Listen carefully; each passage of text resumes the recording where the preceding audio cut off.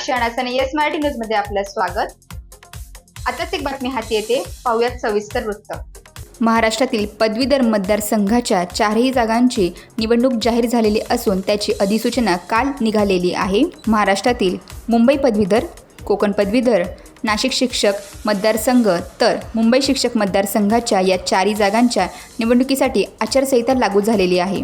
मुंबईमधून विलास पोतनीस तर कोकण मतदारसंघातून निरंजन डावखेरे तसेच नाशिक शिक्षक मतदारसंघातून किशोर दराडे तर मुंबई शिक्षक मतदारसंघातून कपिल पाटील हे आमदार होते। यांचा कार्यकाळ 7 जुलै रोजी संपणार असल्याने नवीन निवडणूक घेणे बंधनकारक आहे। या निवडणुकीकरिता 31 मे रोजी अधिसूचना जाहीर होणार असून 7 ते 10 जूनपर्यंत अर्ज भरण्यात येतील।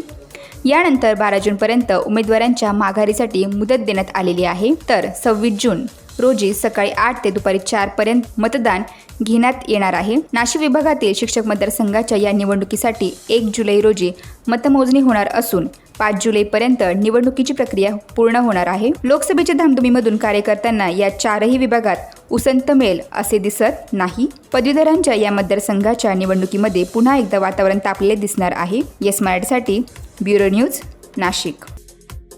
अशाच प्रकारे ताज्या घडामोडींसाठी yes Marathi news YouTube channel share करा, सबस्क्राईब करा, लाईक करा आणि पाहत राहा येस मराठी न्यूज।